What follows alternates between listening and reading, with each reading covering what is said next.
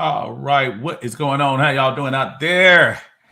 It is your Uncle Steve. It is April 10th. It is a Monday, and thank you for joining us in the aftermath here in Uncle Steve's Lounge. How y'all doing out there?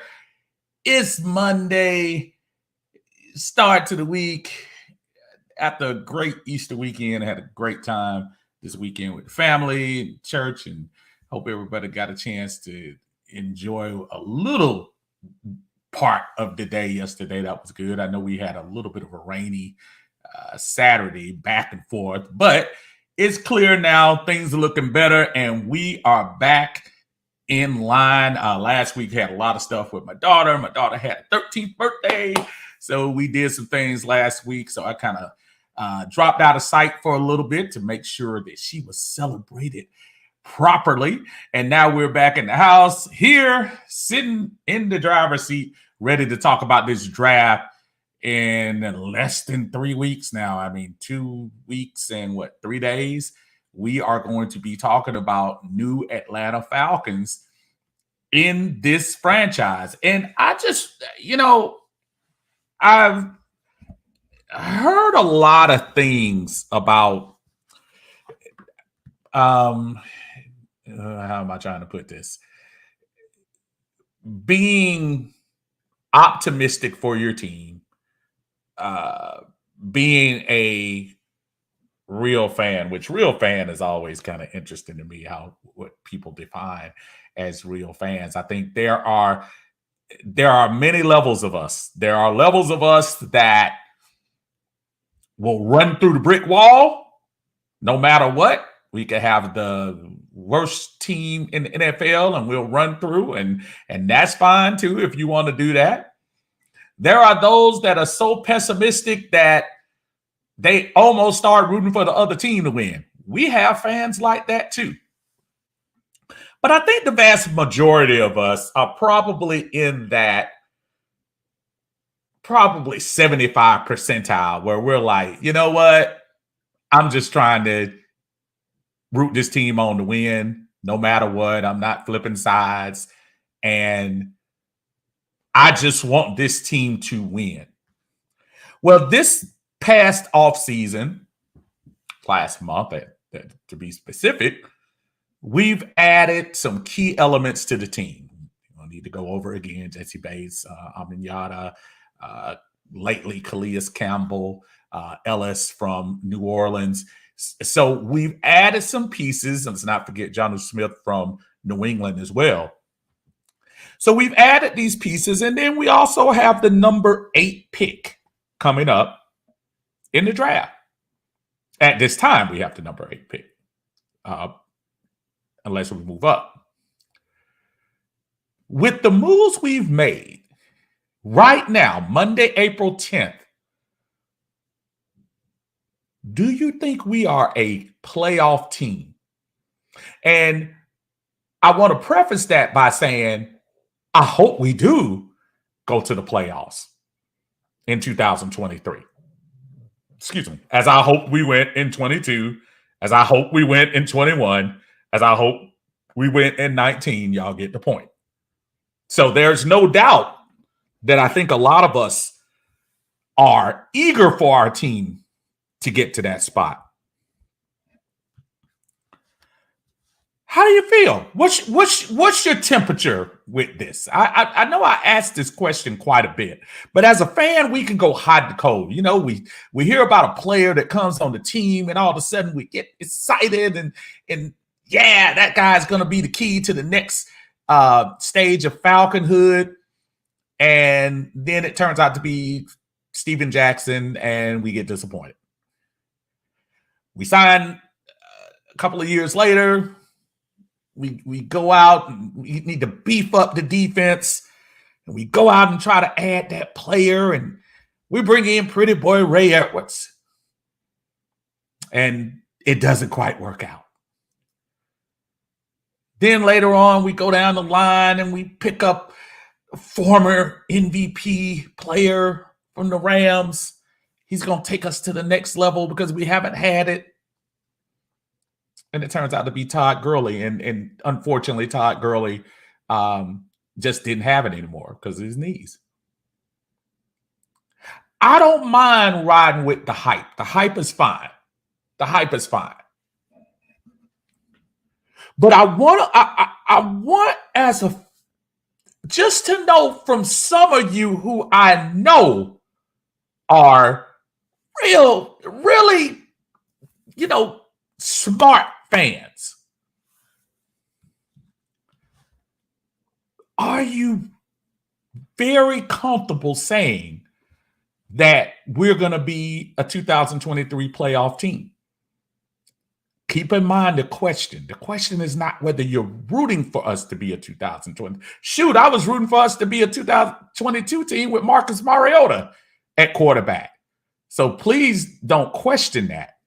Don't question our loyalty. But I want to know from everybody else, because I'm telling you how I feel right now. I hope we win. Right now, I see definitely some improvements on the defense. And I know we have a draft to go through. I'm not denying that we still have some players, at least 6 or 7, that we're going to bring on to the team. But I think our shopping is pretty much done. How do you feel? How do you feel? I want to know how everybody's feeling about that. What do we feel about the team?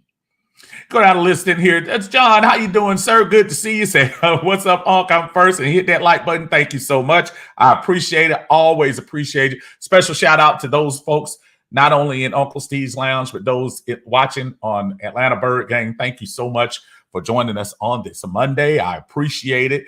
As always, again, we haven't had a chance to chat in about a week, so thought I would drop in here and just catch up with everybody and see what the vibe is around here. RC Plane Builder, what is going on, sir? How you doing? This has got to be my brother James from Kentucky. How you doing, brother? Long time no hear.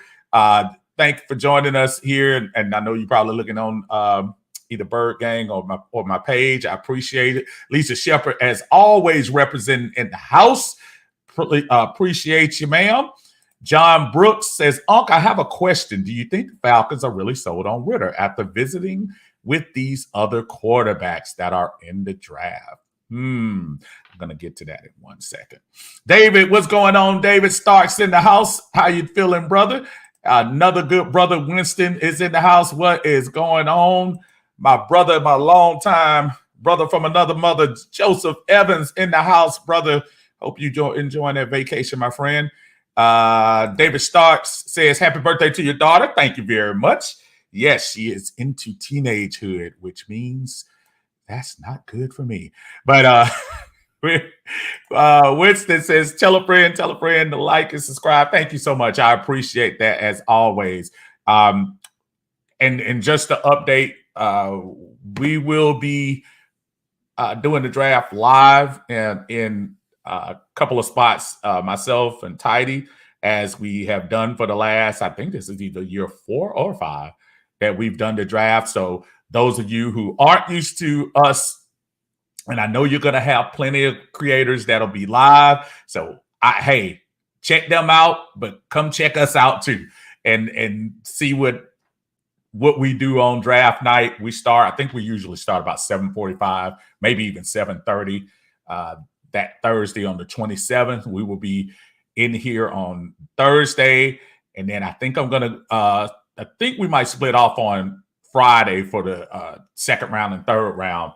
And then, of course, Saturday will be sporadically on. But that first night for the Falcons' first draft pick, we will be here on Thursday. My brother Tidy, myself, and actually Tidy will be on later on tonight. So y'all make sure y'all check Tidy out in the Atlanta Bird Gang YouTube page, who just crossed over the threshold of 1,000 subscribers too. Congratulations to my brother. RC says, who do you want to draft? Christian Gonzalez, Tyree Wilson, Nolan Smith, or Jalen Carter? Before I get to that question, I'm going to go back to John's question. John says, Unc, I have a question. Do you think the Falcons are really sold on Ritter after visiting with these other quarterbacks that are in the draft? That's a very good question, John. And I think what I've noticed from Terry and Arthur right now, their philosophy is, hey, let's bring them in here and see what happens. I mean, as much as I do feel they were high on Ritter to get him in that third round, the second quarterback picked, I do think that they are also have talked about competition. So it doesn't shock me to hear Anthony Richardson visiting. It doesn't shock me. None of that stuff shocks me at all. That you do due diligence. That's what you have to do when you start talking about that. Now, RC comes back and says, who do you think we should draft? Christian Gonzalez, Tyree Wilson, Nolan Smith, and Jalen Carter. In my best dreams, RC, I would love to package something up and go get Will Anderson if I could, because I think he might be somebody worth packaging up something in the future for. Not another first round pick, but maybe a second round next year, maybe a third round in 25, something like give them 3 picks, something like that. Will Anderson has been the best defensive player in college the last 2 years, and I don't even think it's close. And if you have an opportunity and Arizona is foolish enough to want to trade up with you, I would love to try that and see if they would bite. John says, Uncle, I'm going to be honest. I think the Falcons are lying that they sold on Ritter after visiting with these other quarterbacks in the draft. But if we wanted a quarterback, we should have gotten Lamar. Yeah, I mean, John, as much as anybody, I don't even try to pretend that I wasn't on that bandwagon to bring a more proven commodity in here. The problem is that ship has sailed. They have mentally told Ritter at this second he is the starting quarterback. I don't think they would have done that if they brought in a veteran quarterback. Now, to your point about drafting a rookie quarterback, all bets are off then. If you brought in an Anthony Richardson or Will Levis, and more than likely Will Levis, because it sounds like Anthony Richardson might even go before him. If you brought in someone else like that, that wouldn't bother me either. We're not at a point where we should be putting a cap on any kind of talent at the quarterback position, because a lot of us are gung-ho about Ritter, but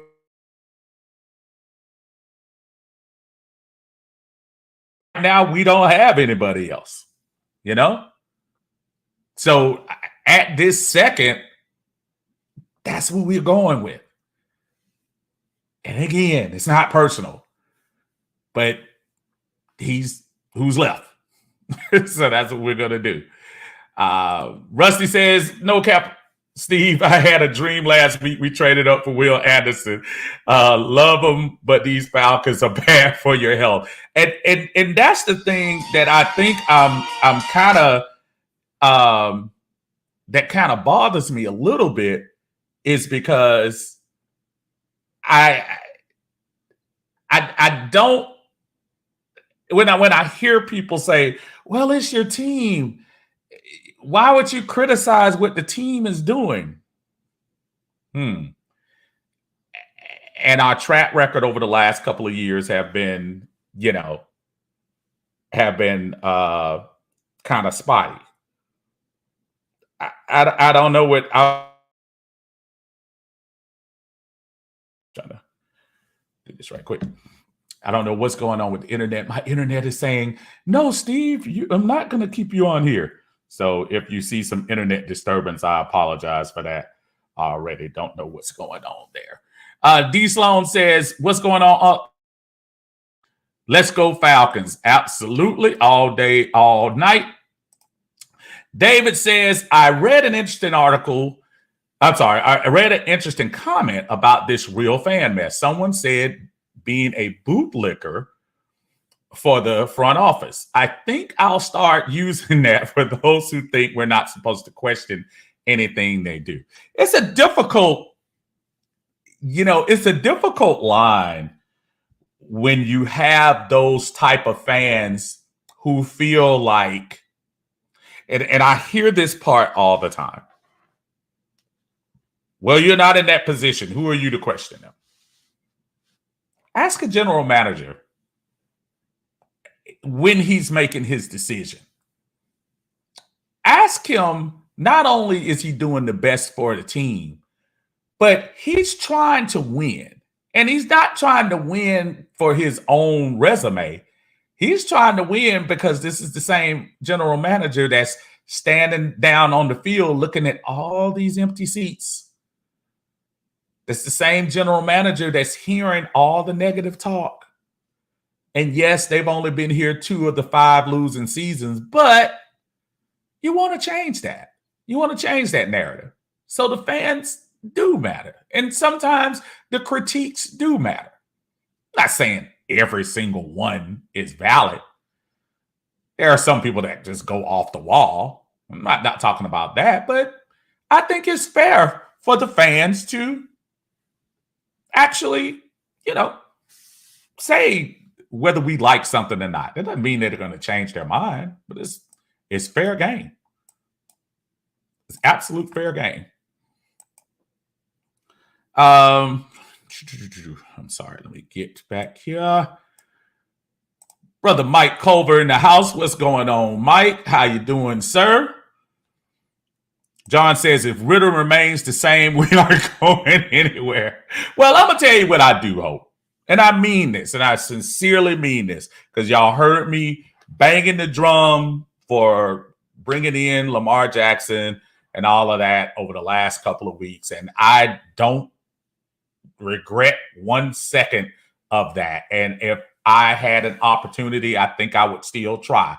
But obviously that ship has sailed. That's why my narrative is going to kind of move away from that. But we've got to hope this guy improves. I mean, not improves. We got to hope, yes, improves. So we've got to hope he gets better. We've got to hope he becomes that guy.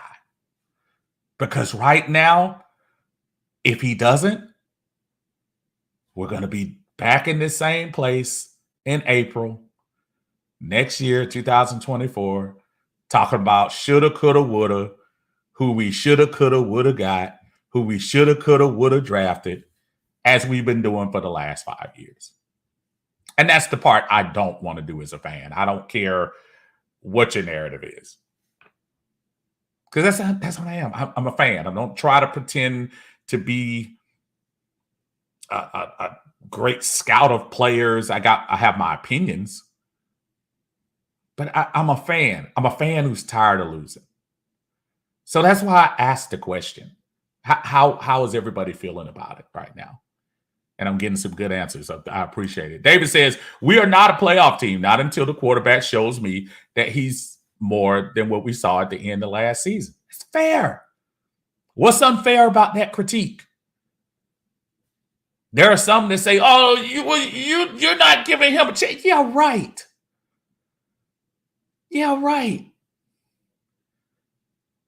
It's fair. It's a fair assessment. We are rolling the dice on a 3rd round pick, and we are hoping that he becomes better. We'll see. Rusty said, what absolutely can't happen is Frank Wright went into NFC South in year 1. That would make Arthur Smith look bad. Well, I'm going to tell you, the Falcons are in a really weird spot right now because Carolina, to me, Carolina is that team that if they get this quarterback position right this year with the rookie quarterback, if they get this right, Carolina has an opportunity to really take advantage of this NFC South. The Baker Mayfield move doesn't scare me. He might be competitive, but it's not really a scary move, the Baker Mayfield to Tampa. And New Orleans, they're not going to get it right with Derek Carr. I think same thing. I think he'll win them a couple of games, but he's not the future. Atlanta is gambling. They are throwing the dice on the board and hoping it comes up 7. And I hope it does too. I do. Tilda, how you doing, ma'am? Thank you for joining us today in Uncle Steve's Lounge. I appreciate it. Out of your Falcon mind, what's going on, fellas? The guys are almost on their 100th show, folks. So if you get an opportunity, not only subscribe and check them out, but join them. And I think the date is April 19th, as they will celebrate their 100th episode on YouTube. So get a chance to check that out and give the fellas some love. Said, what's happening? I think we're a playoff team. We got 7 with that bunch last year. I can see 3 more wins, assuming 10-7 gets it done. 10-7 should get it done. I mean, you really think about it. 10-7 was a wild card last year in the NFC. So 10-7 would be good. So again, that's another side of it. Say he thinks they're going to make the playoffs. I hear you. Big Frank, what's going on, brother? I said, right now, I know I feel a little better at the free agency. I think we have a better chance now to make the playoffs. The draft will really tell if we make it or not. And Sarge, I'm trying to tell you, man, this is an important draft because right now we're going to plug in all those things we didn't do in free agency. Look for them to get a wide receiver. I don't think early, but look for them to probably get another young cornerback, first or second round. I think there are going to be some moves that the Falcons are making that are going to make that will really set us up for the next 2 or 3 years. There's really not a position, and I mean this, there's not a position aside of kicker, and I truly mean that with Youngway. Aside of kicker and maybe punter, opinion, there's not a position that you can say, we didn't need that. If they draft a wide receiver, as much as I don't think it's the greatest move, can you get mad at them? As great as Tyler Algier was at the end of the year, would it really be horrible to get another running back in a NFL where most teams are doing a running back by committee? Would it really be hard? Well, tight end, you better not get a tight end. But offensive lineman, would it really bother you if you got another lineman for either depth or maybe looking for the future of Jake Matthews on that left side? Is it really going to bother somebody to get an edge rusher, even though I know the grades on some of these edge rushers have gone down in the last couple of weeks from what they were in January? Is it really going to bother us to get another safety? Seeing as how Jesse Bates is definitely going to be somebody that'll man it, but you still need another one. And who says the Richie Grant, Jalen Hawkins thing is going to work out? Maybe you just need to start over completely.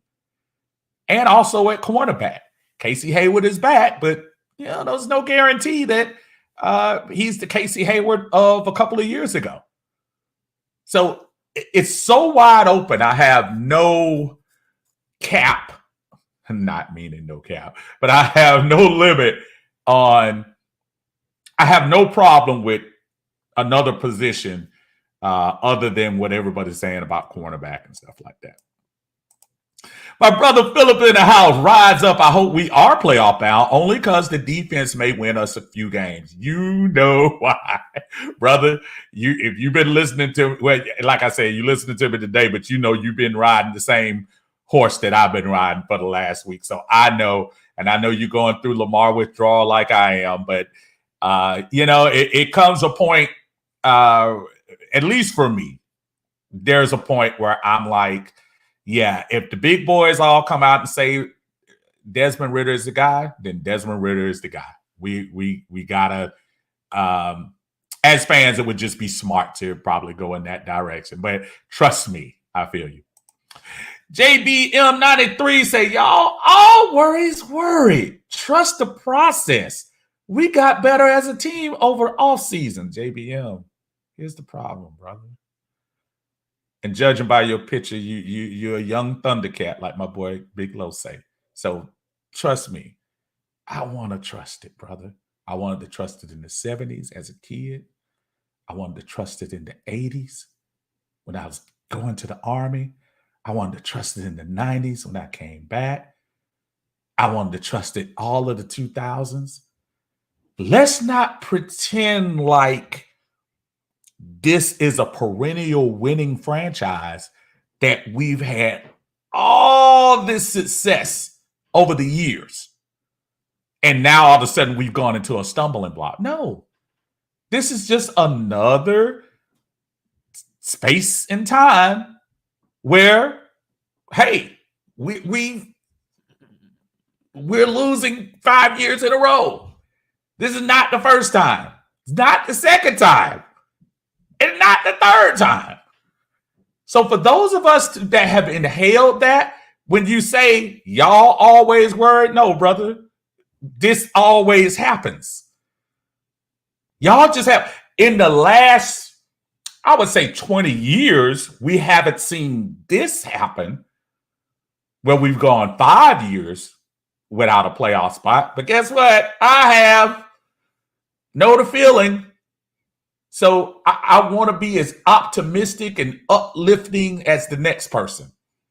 But please don't tell me about not about always being worried. No, brother, this is what it's been. James, I see you, brother. I knew it was you. I knew it was you the whole time, my friend. It's all good. Out of your Falcon Mind says, I wouldn't read too much into these visits. They visit with a lot of guys they don't take. Actually, they didn't even have an official meet with Drake last year, and they took him anyway. Yeah, I mean, but you know how it is, though. It always makes for a good headline. The Falcons, as much as Arthur, Blank, Smith, and Terry have all come out and said Ritter is the guy, I don't care about all of that. People are still going to have a story if they come to the Falcons. You know why? Because Ritter is a third-round pick from last year. If we had Derek Carr, and, well, I'll go to another way. If New Orleans, they have Derek Carr, and they bring in Anthony Richardson, that would be a big story. Because they're solidified at that position for the next 3 years. But you gotta, at least pay attention a little bit to it. My brother Darius in the house. What's going on, brother Duffy? Good to see you, man. Good to see you in here talking some Falcons. I know you'll love that. Hope the family is doing well. I know y'all had a great Easter yesterday. Got to catch up with you, my brother.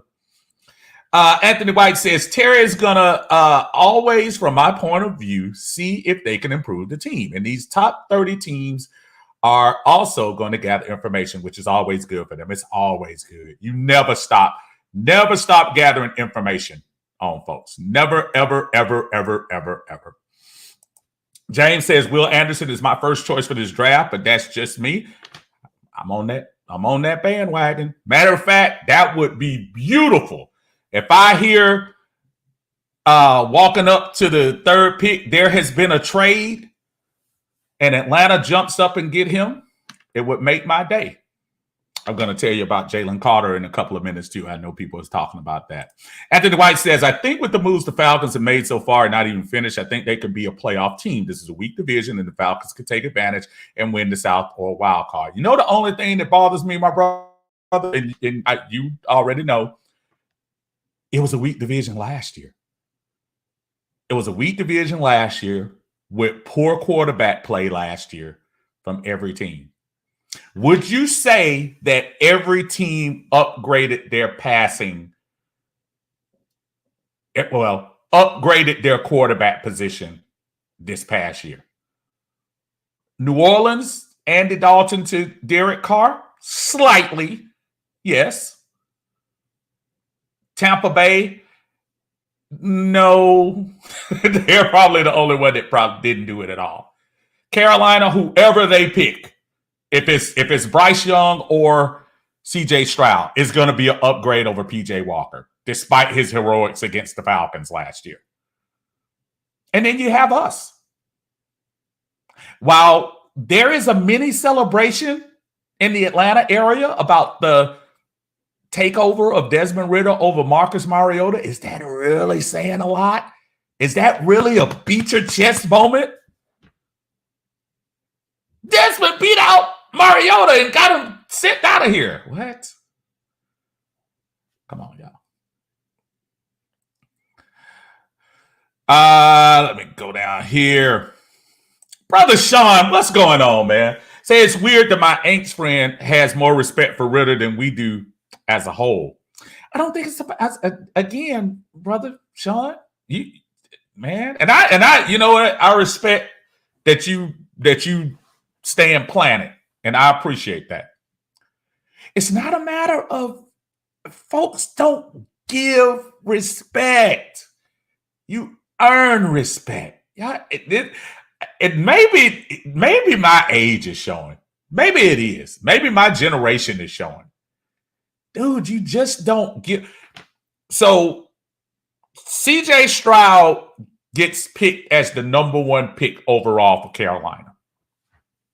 Does he automatically earn respect? Baker Mayfield just signed with the Tampa Bay Buccaneers to quarterback that team. Does he automatically get respect? And those particular cases are probably a little bit different from the Falcons are. Desmond Ridder was the next man up. So you mean to tell me prior to last year, Felipe Franks should have got the shot? I mean, that's basically what you're saying when you say about giving respect. That means going from 2021 going into 22, Felipe Franks should have been the starter. Forget drafting Desmond Ridder. You got to earn respect, man. And I hope he does. I hope he does. I really do. I really do. Yeah, it's so weird that and you know, some of my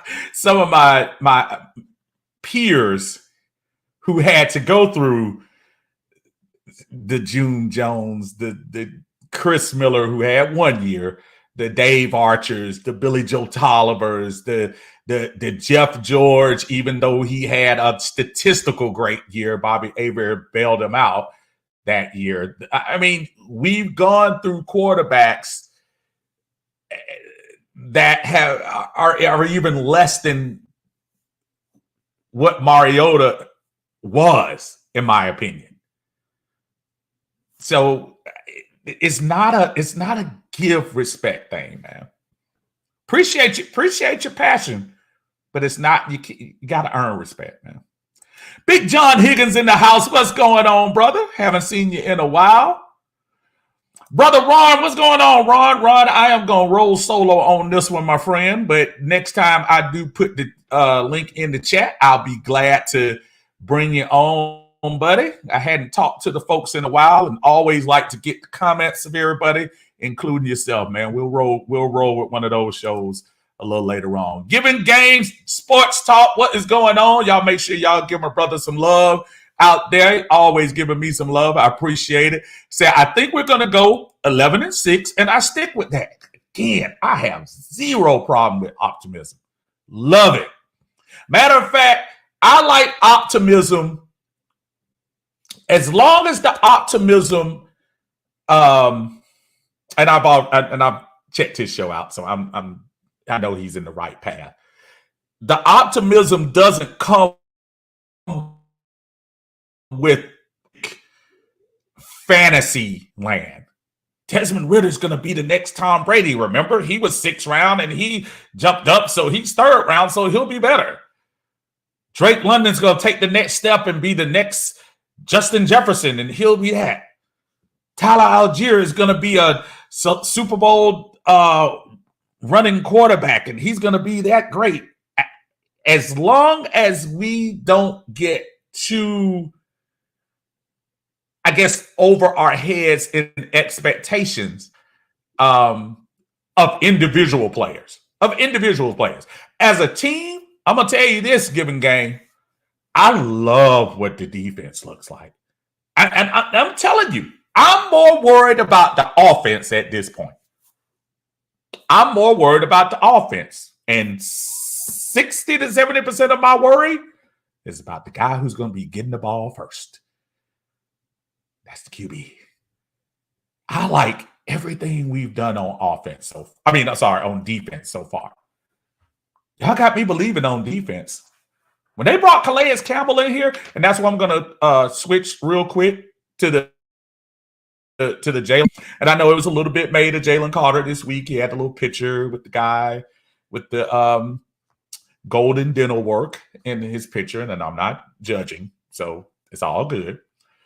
And a lot of people concerned about that with Jalen. You know, this world, we're tough, and sometimes we shouldn't be. Sometimes we shouldn't judge so harshly. But Jalen has been on a not so good roll in the last couple of months. And needless to say about the tragedy that happened, but the events that led up to the tragedy, the poor showing at the pro day, the speeding ticket from, I think it was last year, 100 miles per hour, you know, and it's funny, not funny, that, you know, the media sits on those things. You know, Todd McShay is beating his chest to ESPN because I told people he had character issues like that. And I'm like, slow down, because I kind of don't like the beating up on the brother thing too much. Don't get too pompous about it. You know, even if he's 20 or 21, whatever he is, you know, he's a young man. And trust me, at 20, I was making dumb decisions. But the difference in my 20 and his 20 is my dumb decisions could be corrected at this level. His questionable decisions are going to cost him millions per pick. The more he goes down, there was 3 months ago, he was considered probably the unanimous number 1 pick. And now there are some that think he's going to go out of the top 10. I don't. But there are some that think he's going to fall out of the top 10. And that's where I hope he does get somebody to just put their arm around him and just tell him, say, hey, Jalen, you know, I hear you, brother. You want to have a good time. You want to show off your blingy watch. You, that's fine. But let's wait till April 28th, because you're going to be judged every second, every minute unfairly up to April 27th. Ask Larry Tunsil. Jeremy Tunsil about that in Texans. Ask him about being judged prior to that draft day. I mean, on the draft day. It's whether it's fair or not, people have a tendency to tell you how you're supposed to do things. See Angel Reese. Oh, you can't go and taunt the poor white girl from Iowa because she has sportsmanship, even though she's been John Cena in the last week and a half. People have a built-in mechanism to tell people what they should be. Now, in the case of Jalen Carter, I will say this. I would lay as low as you can. Brother, you got 3 weeks. Well, less than 3 weeks. Stay away from the clubs. Stay away from the speeding. Chill out with the pictures. Because whether you want to believe it or not, those things are perceived as you're being immature. It's not fair. Didn't say it was fair. It's being perceived. And the perception that had you as the number one pick has now dropped you to where they're saying before the Falcons were like, we don't have a chance. Now he might drop in. So let me get off my soapbox about what he should do. If he's at number 8, folks, I'm sorry. There's no way you cannot pick him at number 8. You've got to. And I'm going to tell you another reason why. When they made the signing for Calais Campbell last week, that pretty much for me said, oh, then if Jalen Carter is at number 8, they going to grab him. Because Calais ain't going to make him mess up. He's not going to let that young man mess up. Grady's not going to let that young man mess up. You got some vets now on that line, some folks who've been through some things. They're not going to let that young man mess up. So if Carter is at number 8, and we don't do the hope, wish, pray that I wish we would go up and get Will Anderson. As good as I do like Gonzalez. I actually like Witherspoon. At cornerback, there's no way you can pass on Jalen Carter. You think about you transforming your defensive line in one offseason. Woo! And then remember, Calais is probably not going to play for maybe one more year, maybe 2, depending on what the success is of the Falcons. You bring him in, let Calais help him get his things, and he'll be fine.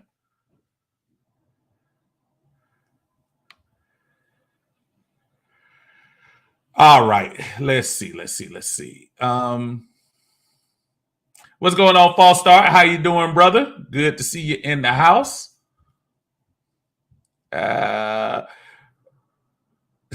Given Game says no tight end. LOL. I keep saying this. We have 13 tight ends already. Philip says with the opponents we have, one of the easiest schedules in the league, we could get 9 to 10 wins. Dixon Way, Larry in the house. Larry, I'm sure he's going to be live reaction game for the Hawks as they go against the Miami Heat. That lackluster last 2 games where we let the Philadelphia bench beat us, beat the starters is ridiculous.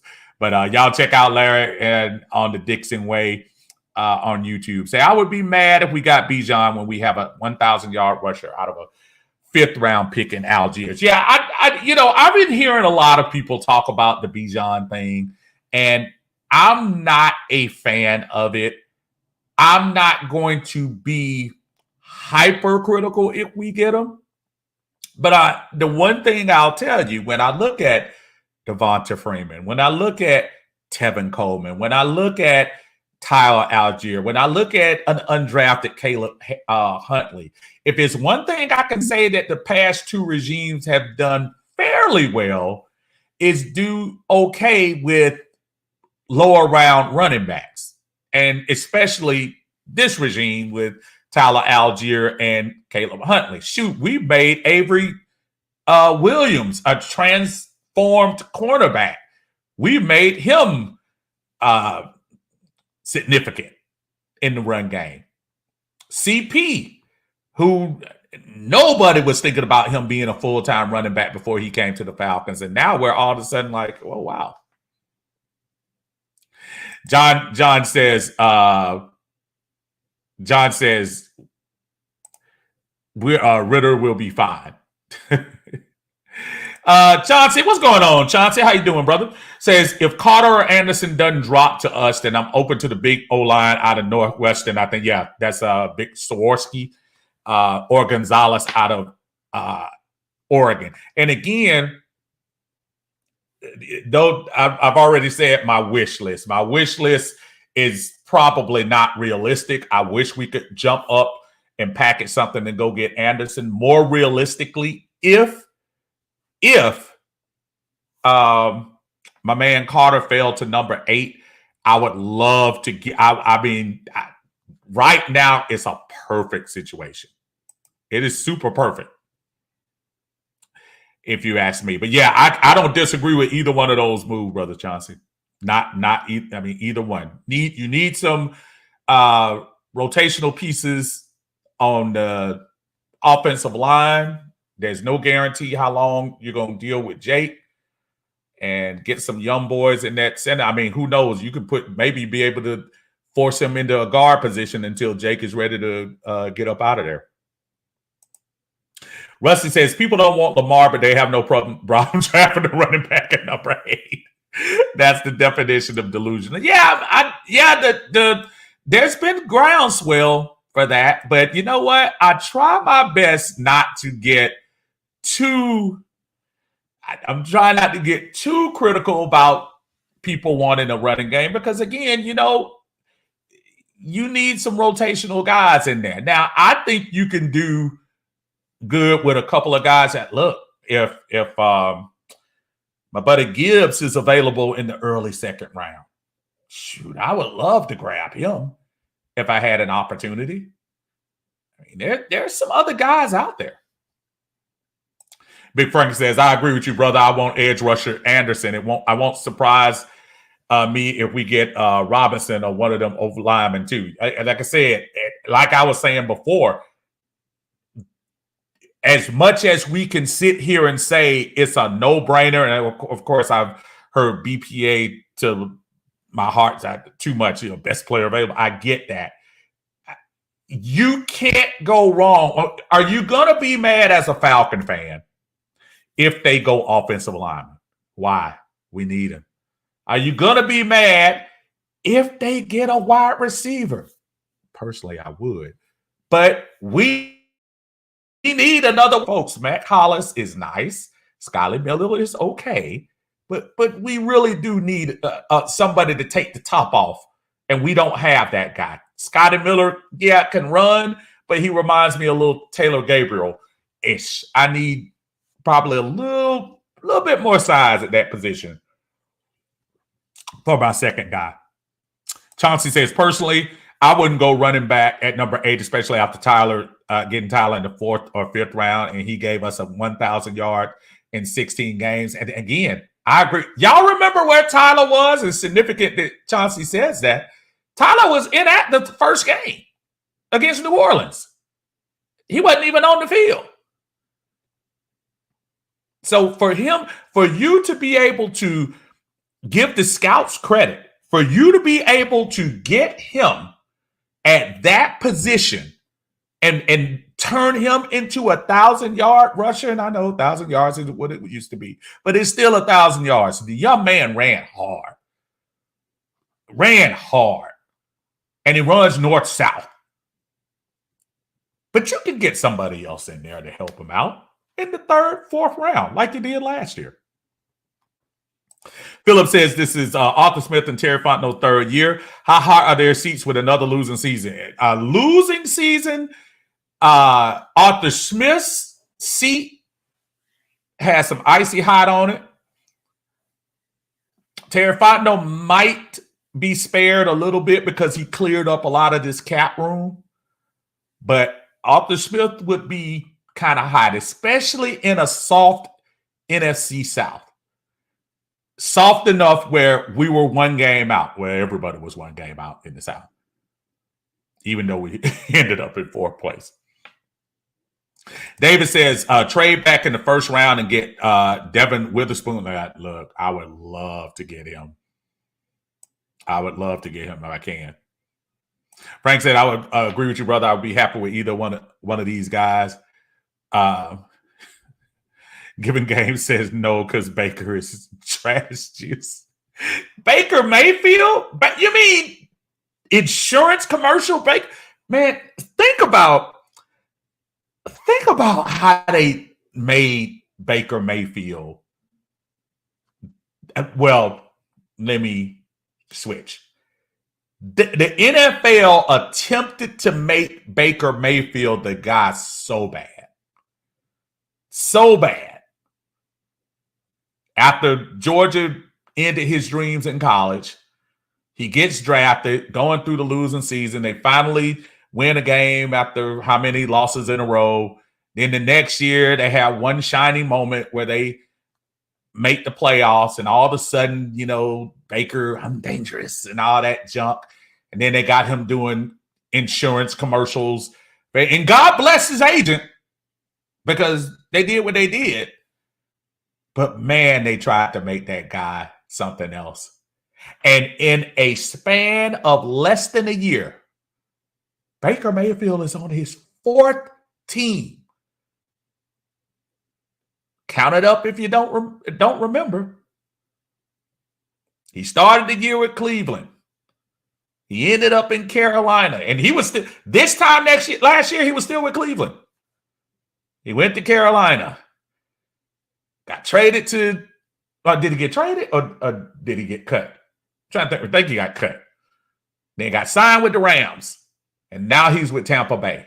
Brother has 4 uniforms in less than a year. But they were trying to make him the superstar. Ron says Jalen Carter would make my day. Absolutely.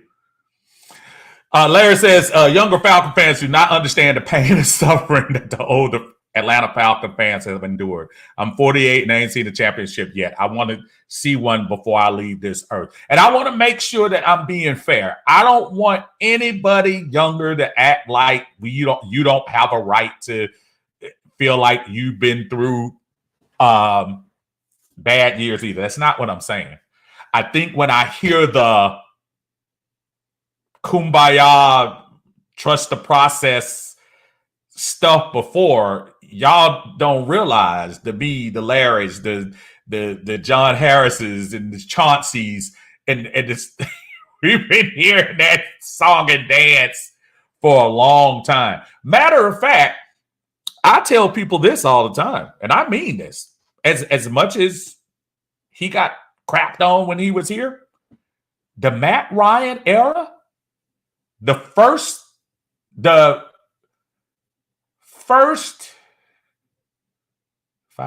6, 7, 8, 9, 10. The first 10 years of the Matt Ryan era are the best era the Falcons have ever had.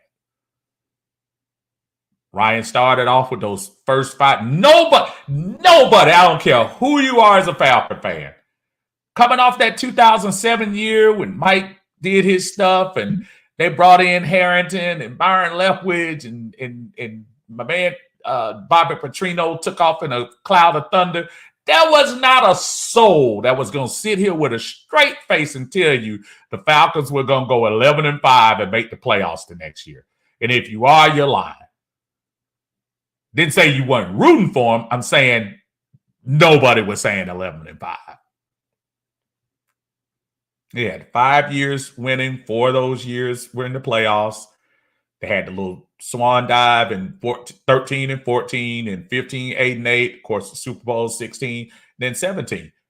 A 10-year run that we haven't seen here in Falcon land. And maybe we got spoiled. And I'm almost wondering sometimes, maybe that's why that narrative with some of the younger fans, and I probably say those who are in their 30s now, as opposed to us in our 40s and 50s and 60s, because if you're in your 30s now, you grew up right when that Matt Ryan era was kicking. You were going to the prom and you were saying, oh, shoot, the Falcons do this all the time. No,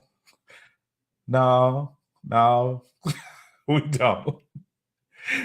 We were as shocked as everybody else. Like, 5 years in a row winning? What? What is it? We went 40 years without back-to-back. So, Give me Game says, no, not Felipe.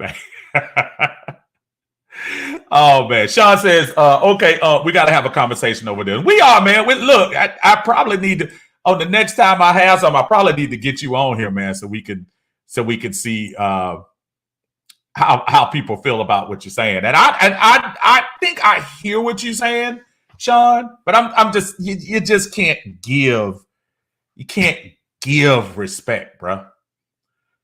You don't package up respect, give it to a quarterback, and say, here, yeah, they got to earn it, man.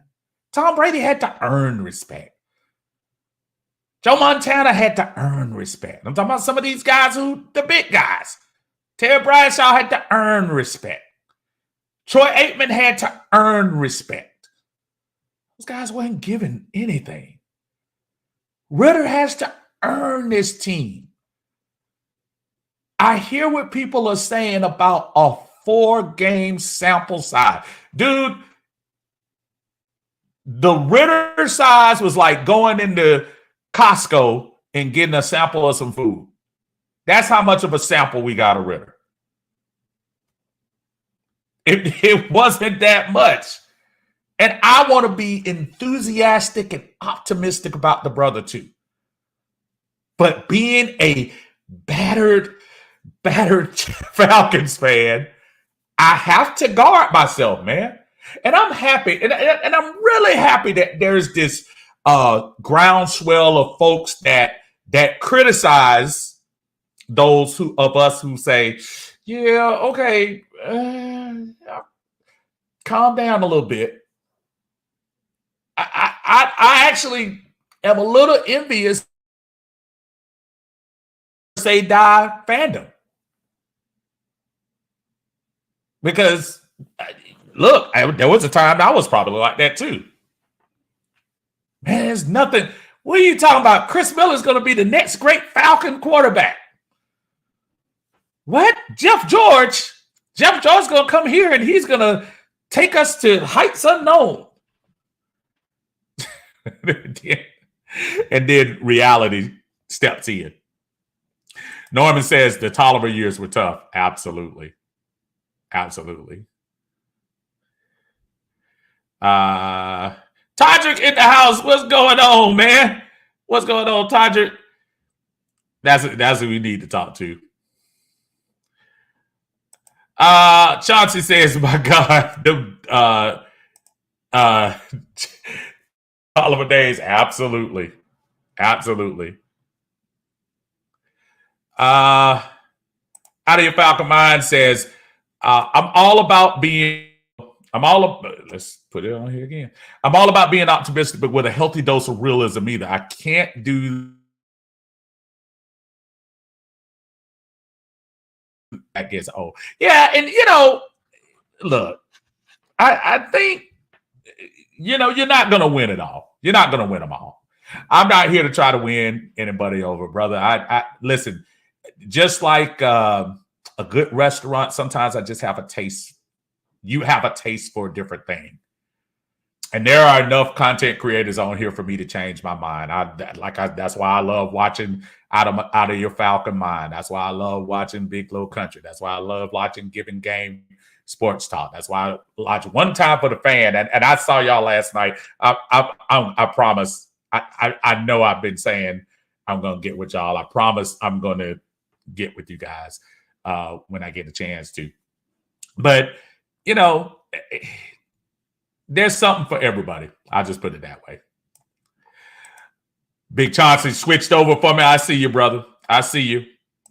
John Brooks says, Dixon Way, I've seen the heartbreak of the Falcons, bro. I'm almost 40, and I've seen the ups and downs and the heartbreak. And that's what I'm trying to say. I think, again, I'm not trying to compare. The Super Bowl was hard if you were 10, 20, 30, 40, or 50. Doesn't matter. Age didn't matter. Fandom, length of fandom didn't matter. It's all the same. The hurt is the same. The trolling that we get is the same. None of that changes. I think sometimes when I hear the young brother, and I can't remember who that was back there a few comments ago, my only thing was, yeah, brother, I want to be as optimistic as the next person. Trust me. Trust me. I want to. And the way that the little things we're doing on this defense is going to go a long way. But I got to have some quarterback play. I want to have my quarterback position be the one that's the least questioned. And I understand the dilemma we're in. Don't get me wrong. I understand. I understand we're in different point. We had to shed payroll. We had to get rid of had to cut some of the fat and go in a different direction. I get it. But, you know. Todrick says, not trying to debate you, really want to know what your opinion. You value first round quarterbacks over any other rounds. I think your issue with Ritter is he's a third rounder. If he was first, would your opinion be the same? Todrick, that's a fair question, and I don't think that's it. I think when we were talking about the options going into the offseason, and this is prior to Terry Dunn announcing Ritter was going to be the quarterback. So as a Falcon fan, when the season ends, and I think we all do this sometimes, we go to the season end and we see now, where did we really have problems? And I keep hearing people say defense, which you're right. There were some individual things, but go back and look at those 8 games, y'all. Those last 8 games that we played, and you want your defense playing better, well, you want your team playing better near the end than at the beginning. That defense was not allowing a lot of points, folks. That defense was not allowing. Go look at the last 8. That's all I'm asking.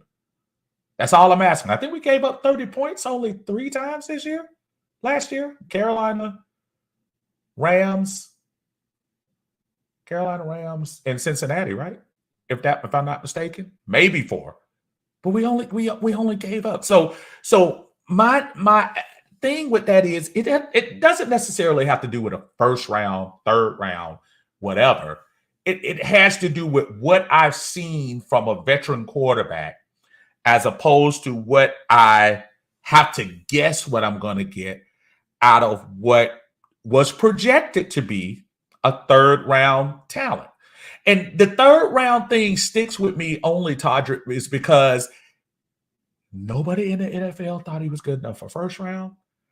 Nobody in the NFL thought he was good enough for second round. When you're talking about teams like Carolina, teams like Pittsburgh, teams like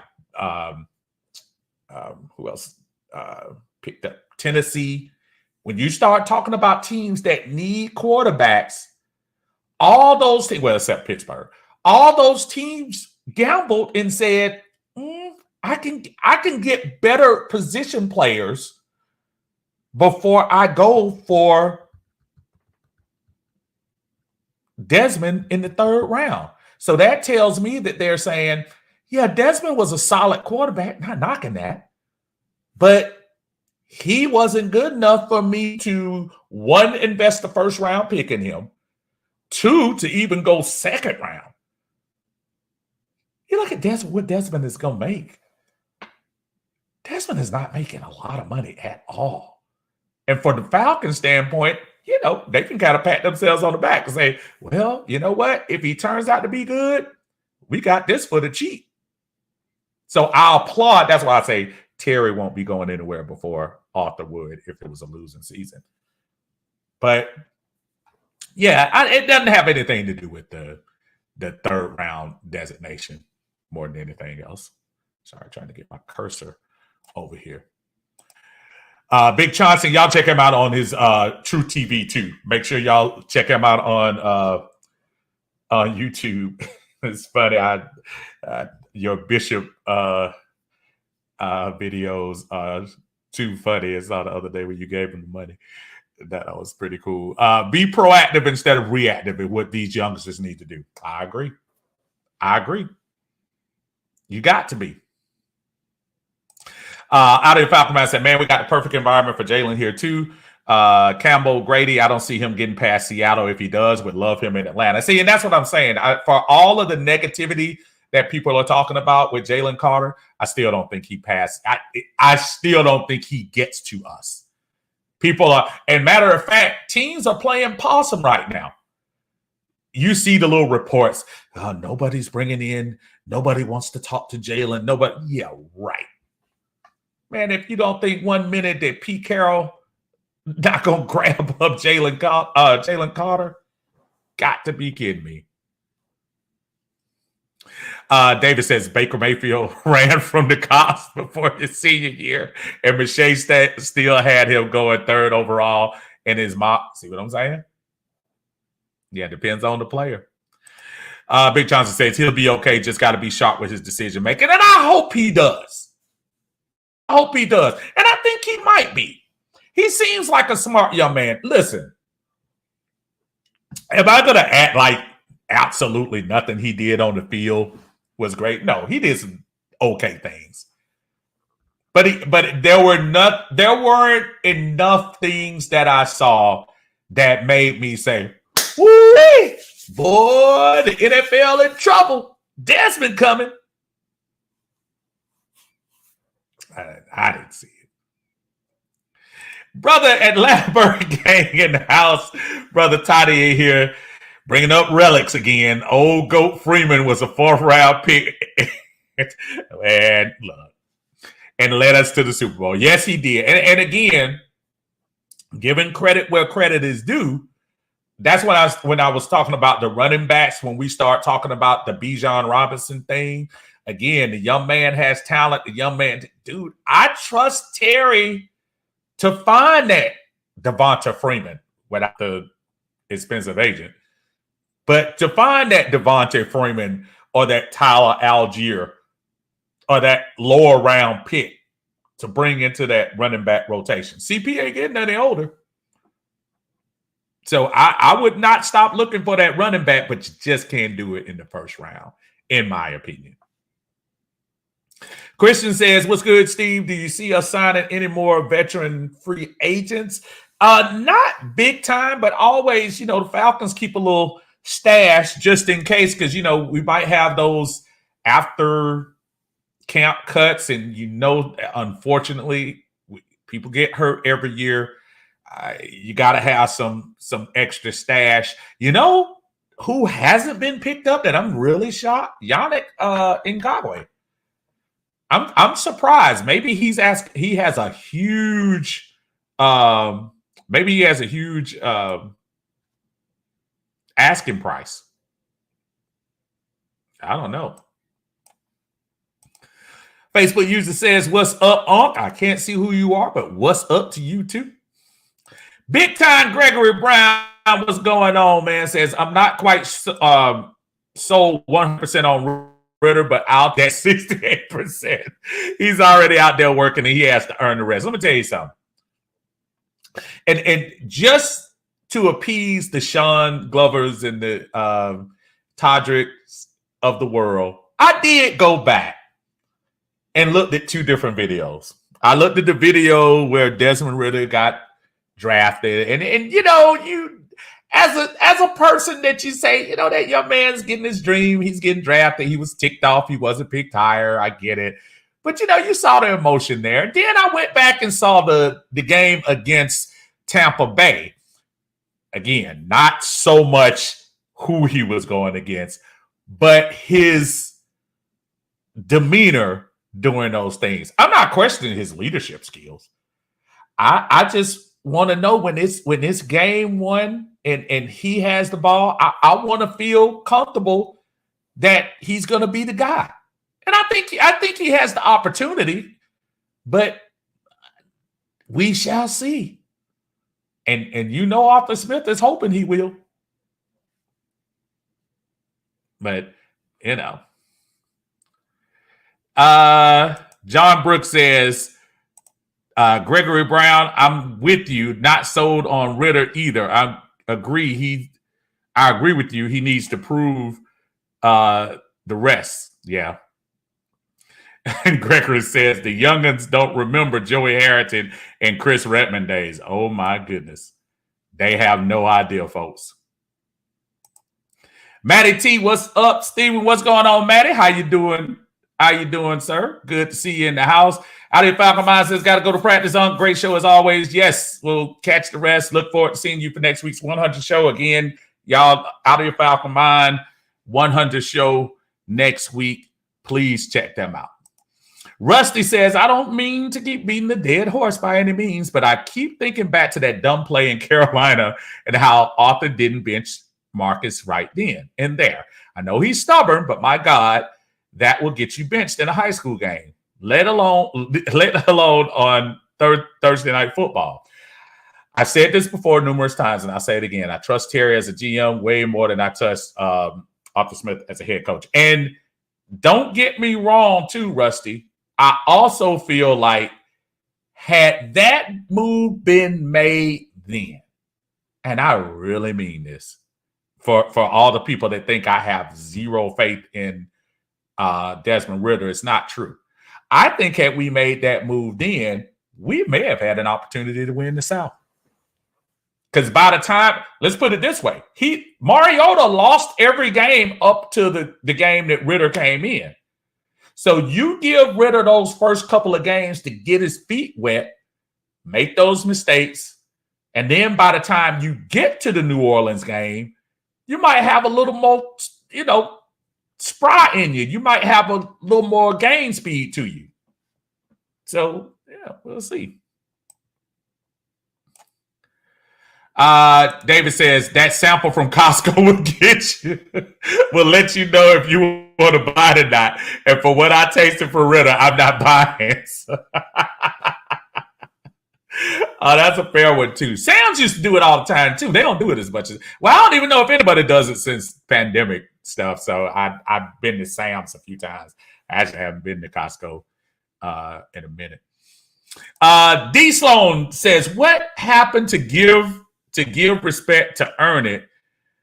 Because we got a quarterback in Ridder that feels working, so it's going to be a great season with him, and also with the team we build in our defense. Now, I'm saying, what happened to give respect to earn it? I'm in the earn respect business myself. I'm trying to make sure I'm getting the comprehension of what you're saying, but the way that's written, I'm on the boat of earning respect before you give, you just don't, just because someone says you're better. How many times have you had this at work? You're doing something that one of your other colleagues is doing. You've been the guy that everybody kind of comes to, and everybody kind of knows, okay, but you've been the guy everybody comes to. Then this new jack comes in who might not have as much experience as you, but they just say, you know what? I'm just going to put him there in that position. I'm not big on that. I think you have to earn you have to earn your respect. You just don't give it like that. Christian says, "Oh, Steve, you're right, 100% about Ridder. He hasn't earned our respect yet. Hopefully, the final home game he was playing against the Bucs, second and third string. Not hating on him, but we haven't seen much." Christian, that's just the truth. For folks who want to build up that last game against Tampa Bay, I saw it. Was right there. Saw it in the seats. He looked good. I just caution people to say who he looked good against. Now, granted, I'm not trying to sit here and act like Tampa Bay was a world beater this past year, but I'm also saying let's if you're gonna mention a game that he did good in, at least say he was scoring in the first half. It was 10-10. Then all of a sudden they exploded after Brady left. So I don't know.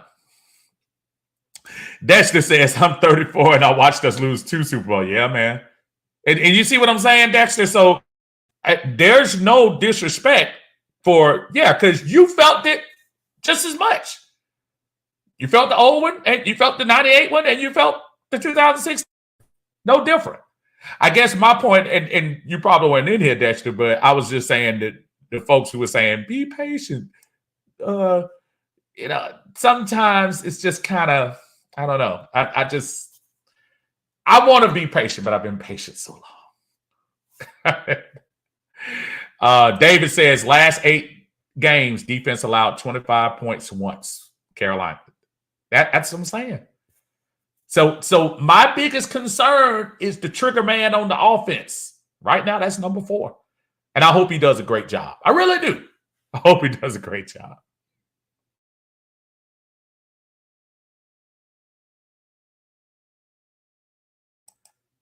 Said there was a run on wide receivers and tight ends started by the Falcons that had the quarterbacks being chosen so late. Yeah, when they got Ritter last year. That's true. Brother Ray in the house, what's going on, man? What's going on? How you doing, brother? Scott Glover in the house. What's going on, Scott? Scott says, so what do you say about the teams who felt the same way about Brady, who goes drafted 3 rounds later than Ritter? I say every now and then in the lotto, you'll scratch off a winner. But you've played 500 times to get to that card. Anybody who has the audacity to attempt to compare Tom Brady's fortune to Desmond Ritter, you're just not making a realistic connection. Oh, I get it. Tom Brady was the 6th round pick. Tom Brady went from a 6th round pick to the most decorated quarterback of all time. I know the story. I get it.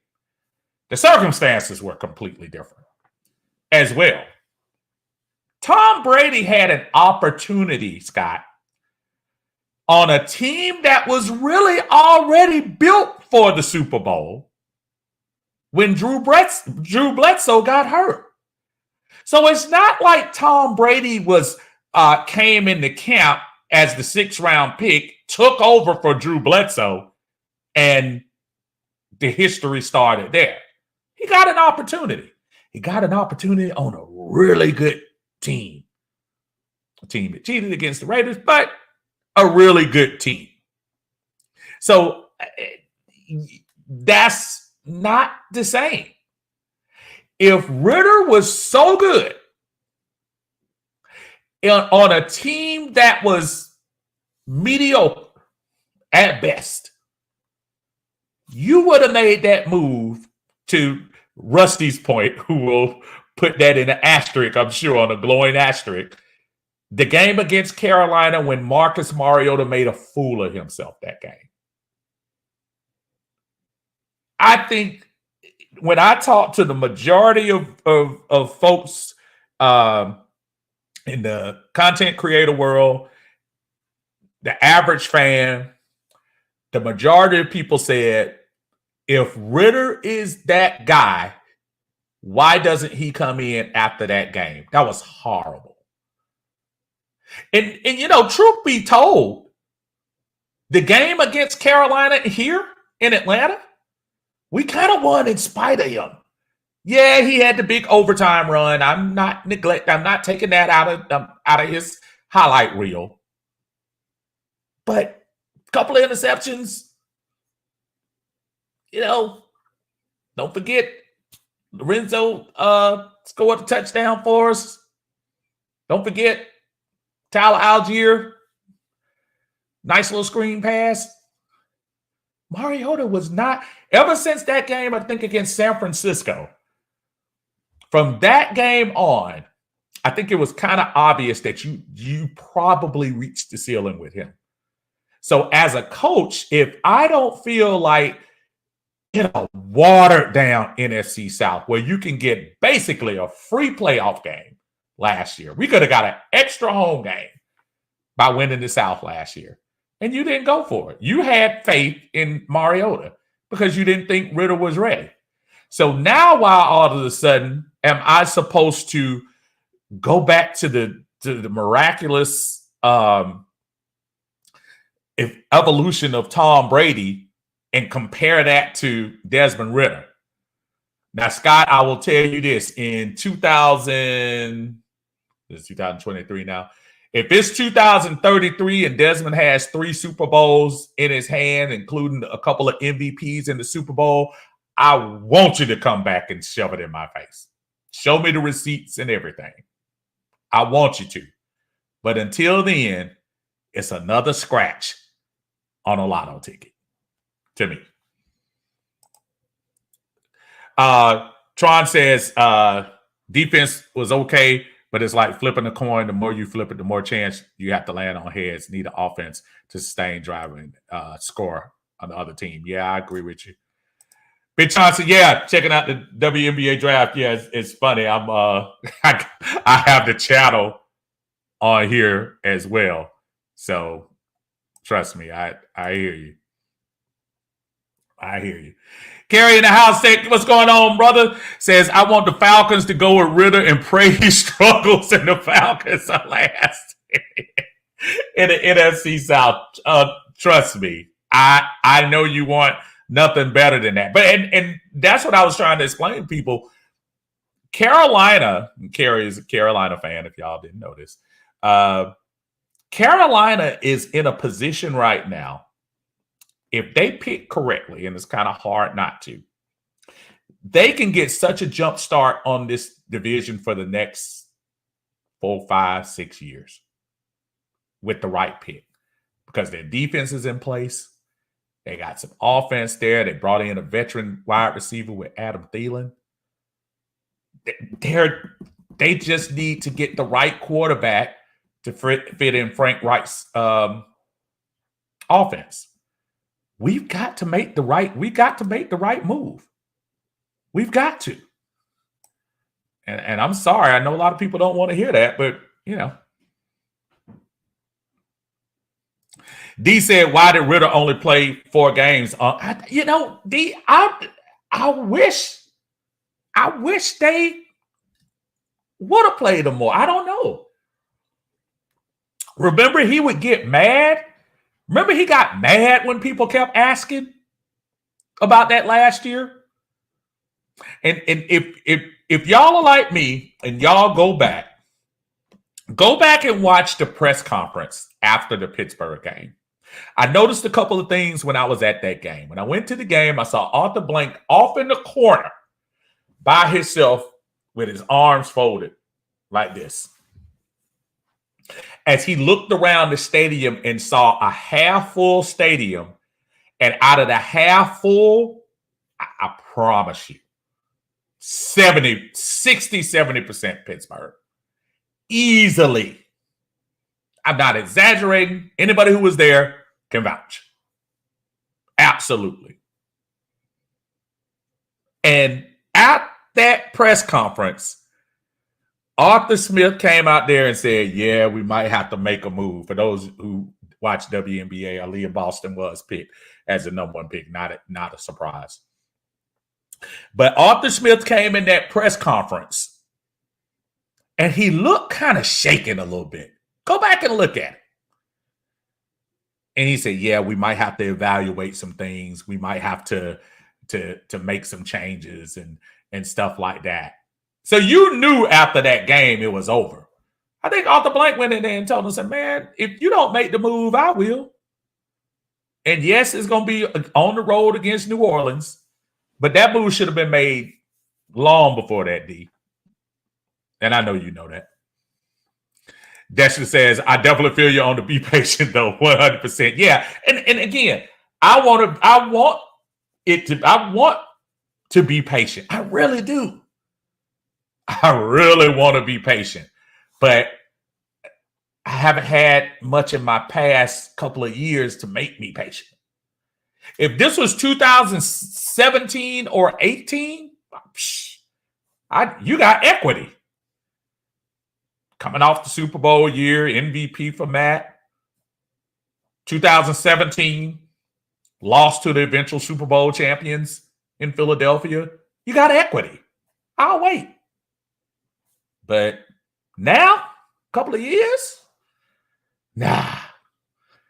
Billy Mills in the house. What's going on, man? Going on, Billy. David says the Tuck rule came from New York. You know they couldn't stand Al Davis. Oh, man. Woo. They fixed that game, bro. Y'all, if you get a chance to go, I think it's on NFL Net. Is it NFL Network or ESPN? Where they have a little documentary where Tom Brady and Charles Woodson sit there together and dissect the play. It's actually pretty cool. if you get a chance to. Matt Town Dirty in the house. What's going on, sir? Scott says, not champion for Ritter, just saying. You never know. I'm just ready to find out. Yeah. And I don't think I was trying to put you in the box of being pro Ritter and not paying attention. I was just, you happen to ask the question. So if you ask, I'm going to give it to you like you got it right there. Jay Black says, Arthur Smith gave Mariota all the opportunity to show that he could still play in the NFL. Marcus Mariota blew it completely. He did. Sean says, I think Ritter starting so late was more so Arthur Smith's stubbornness than Ritter's unreadiness for the game. And that I'll agree with you. But at the same time, Sean, remember, and it was crazy too, because after the Carolina game, we were 4-4. And if I'm not mistaken, I think we were one game up on everybody in the league at that time. And we were all high on Mariota. After that Carolina game, Mariota never got better.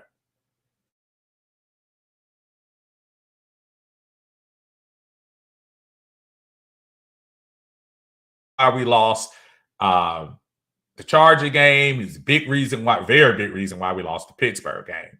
So if you know at that point that you're not going to get much better, I don't know. I just think that would have been a great time to make that move. In my opinion, I think it would have been a great time. So I don't know, man.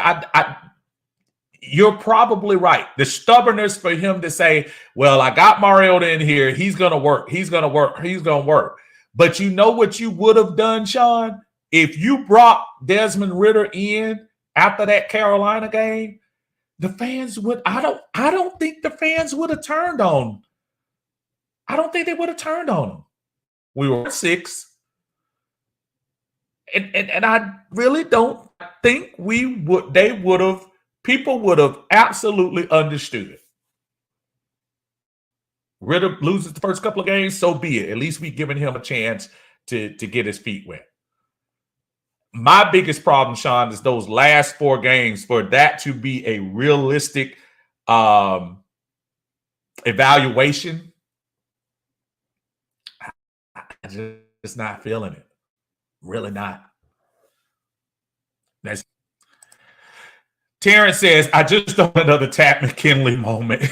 like when I saw the Ritter video. Arthur Smith is praying to God every night his job will be on the line. Would you draft a wide receiver first round, Jackson Smith? Jackson Smith is nice. I'm not sure if I would do it, but he is really nice. I really like him. I would take a chance. I wouldn't mind taking a chance on him, but I think you gotta go defense. I think you gotta go defense. I think you've done well with later round picks this regime the last couple of years. Sans Jalen Mayfield, they've done okay. I know Richie Grant, we still got some problems. Jalen Hawkins is not as horrible as people think. I think Michael Walker was the year before. But yeah, I would love to get Jackson, but I just don't think you could do it at number 8 this year. Not this year. Not after going Pitts and London. That's why I wish we would have done that in free agency. Lisa says the Steelers fans took over the Georgia. Oh, yeah, they did. And don't get me wrong, the Steelers, but I'm going to tell you the difference, though. When the Steelers fans came the last time when we were in the Georgia Dome, we were still going through a little bit of the winning at that time. We still had a little bit of the winning with Matt during that period. I know Mike, it was the game that they tied. Was that here or was that Pittsburgh? That might have been.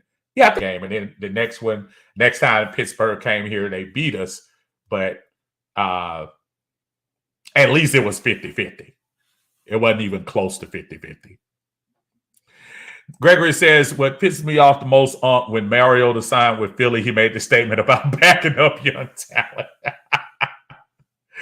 Yeah, I saw that, man. And all you got to do is just laugh, man. You just got to laugh.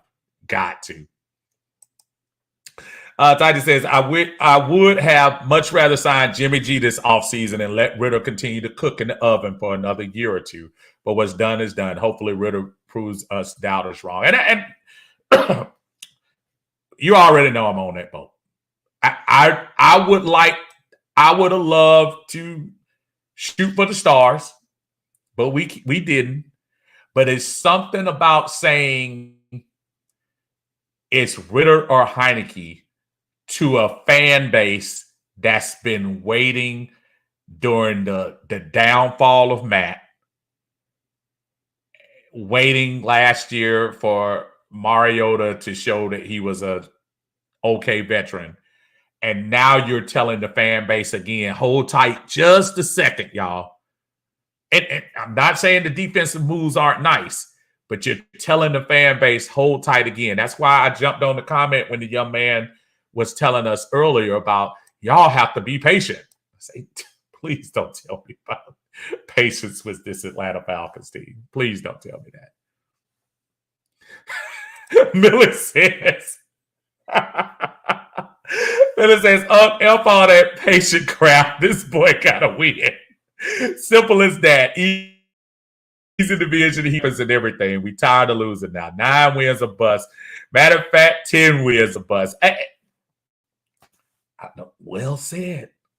That's what it is. It's not a thing of not wanting to be patient with the young man. It's a matter of, we gotta come on, man. We gotta be better.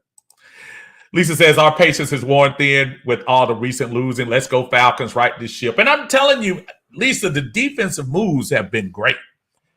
And when I say great, I'm not saying we're getting all-stars, but we're building we have more talented people at those positions than we've had in the last couple of years.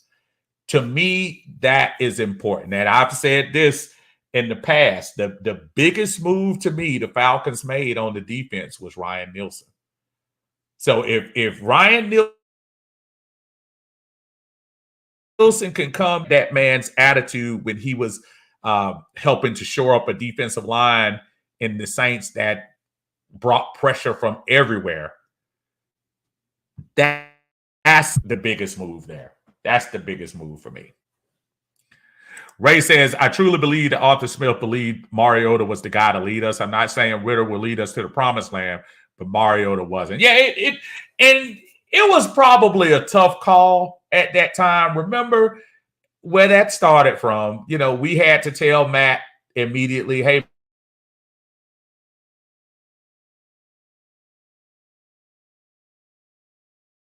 expected he had to go. So I understood that. But at the same time, Mariota, that was definitely something else.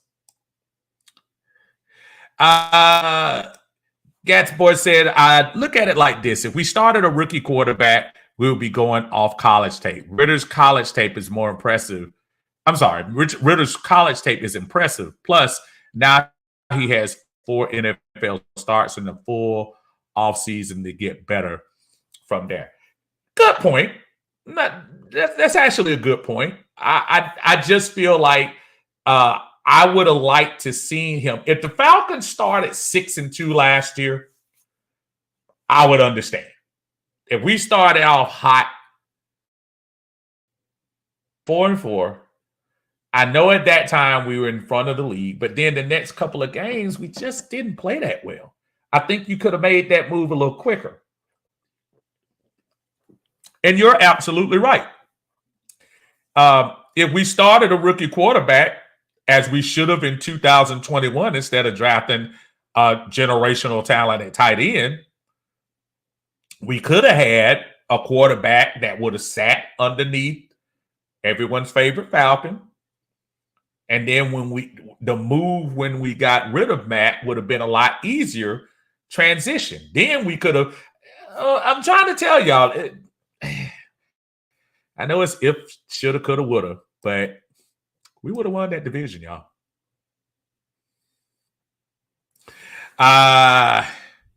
Bags, what's going on, man? Says, let's just say we do take a wide receiver at 8. Who would you take? Zay Flowers, Jackson Smith, Quentin Johnston, or Tank? I like Jackson Smith.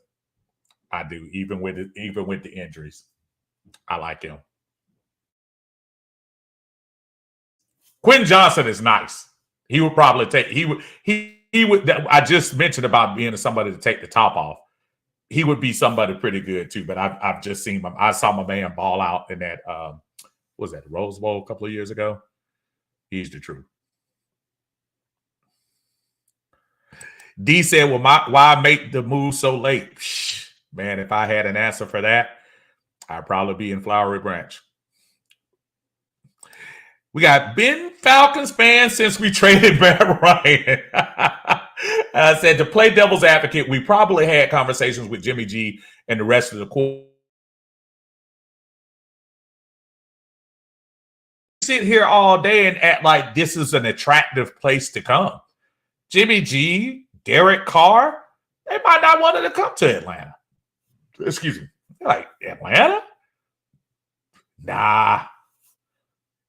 Derek Carr is like, I go to New Orleans where I know at least their fan base is crazy down there. They'll root for us and throw bags on their face and still be there. Maybe he thought that. I don't know. Gatsboy says, what's the difference between Ritter, Stroud, Young, Fields, Jones? Maybe they went to a bigger D1 school. They all played in the college football playoffs and all lost less than games as a starter. Yeah, and listen, at the end of the day, you might be right, but Young, Stroud, Field, and let's pull up that resume again on Desmond Ritter, folks. Everybody at the first game I hear is he played Georgia tough in the game that we won at the last second in the bowl. But after running through a very pedestrian college conference, folks, let's let me preface with saying, I'm not saying he didn't have the tools, but let's not pretend, but you mentioned the 10 games as a starter thing. He played in the AAC. He wasn't playing. Now, Stroud played in the Big Ten and basically had Georgia begging and pleading to stop the last drive. If you're talking about Bryce Young, who's had his team in competition, his defense let him down last year, but that cat was all of that, Heisman Trophy winner. So you talk about Justin Fields, who you're right, threw a what was the injury he had? And he still threw 6 touchdowns. Matt Jones looked flawless, but obviously Matt Jones had a stacked team. Desmond Ritter stacks up nice if you're talking about just the record. But Matt Jones, I'm sorry, but Desmond Ritter, I'm sorry, folks. Please don't try to gloat about an AAC schedule. You guys will tell me a quarterback from the Sun Belt is going to be. If that case, then I'm ready to get Shedeur. And he's not getting any talk like that. So, come on, y'all. Ballstar says, I'm trying to tell y'all we straight. Dez got the Kermit voice. He does have a little. He does have a little. Oh,